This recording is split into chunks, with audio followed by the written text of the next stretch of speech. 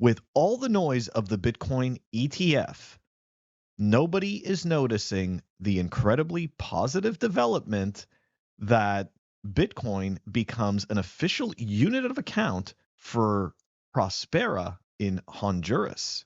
What is that about? Welcome back. I hope everybody had a great weekend. Guys, before I start the video, please consider liking and subscribing if you appreciate the content.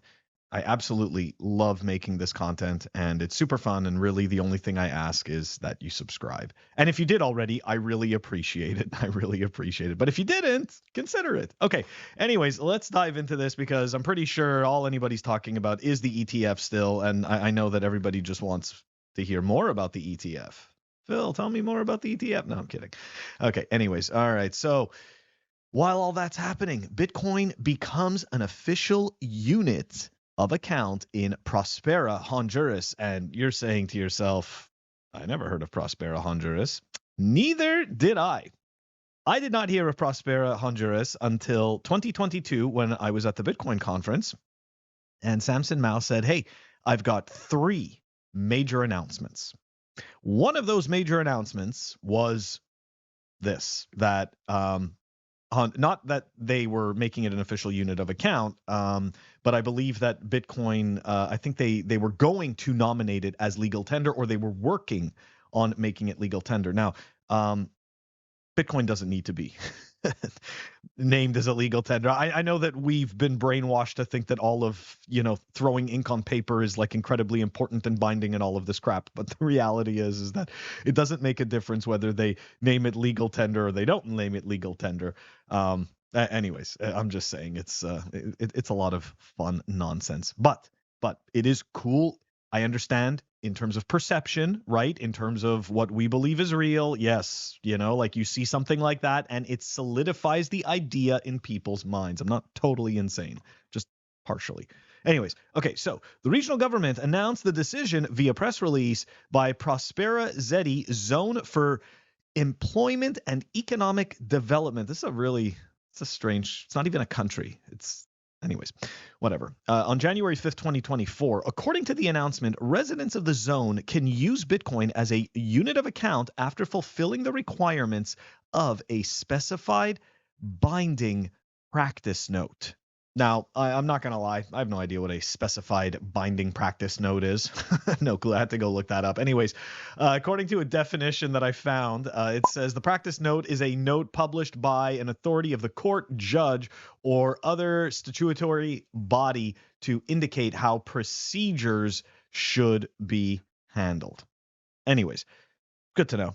Following the development, George Calindris, the acting manager and tax commissioner of Prospera Zeti, noted that people should be free to carry out transactions, do their accounting, and report taxes in the currency of their choice. Prospera adopted Bitcoin as legal tender in April 2022 and declared that residents won't have to pay capital gains tax on the flagship cryptocurrency. At the time, the region's president, Joel Baumgart, noted that residents of Prospera would be able to pay taxes and fees to the jurisdiction using Bitcoin. Okay, so that's kind of interesting. I wonder what this place actually looks like.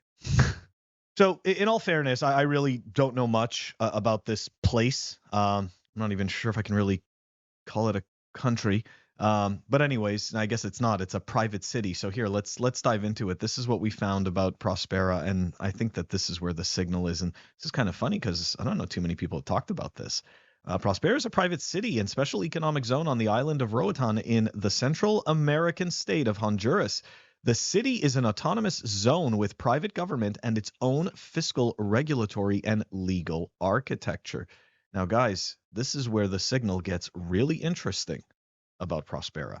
The project is managed by Honduras Prospera Inc. That's right. The project of that city is essentially managed by a private company. Now, check this out. The company is financed by several investors and venture capital firms, including Peter Thiel, Mark Andreessen, through the venture capital company Pronomus Capital.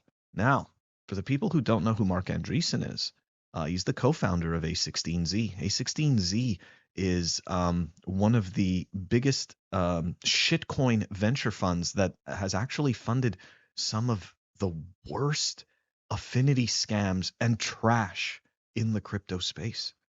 So yeah, very interesting. I'm definitely more curious. I had not realized that Prospero was essentially a privately funded city, and especially specifically privately funded by Peter Thiel and Mark Andreessen.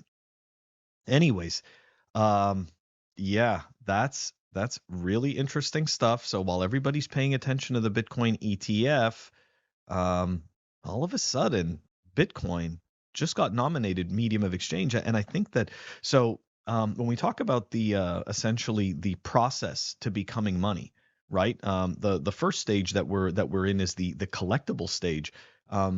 This particular declaration kind of indicates that we're starting to move out of that collectible stage and into the medium of exchange. So, and of course, right, it's small, right? It's a privately owned city by venture capitalists, so it's not like all of a sudden, it's not like Argentina just said that it's going to be the medium of exchange there or something like that, or so.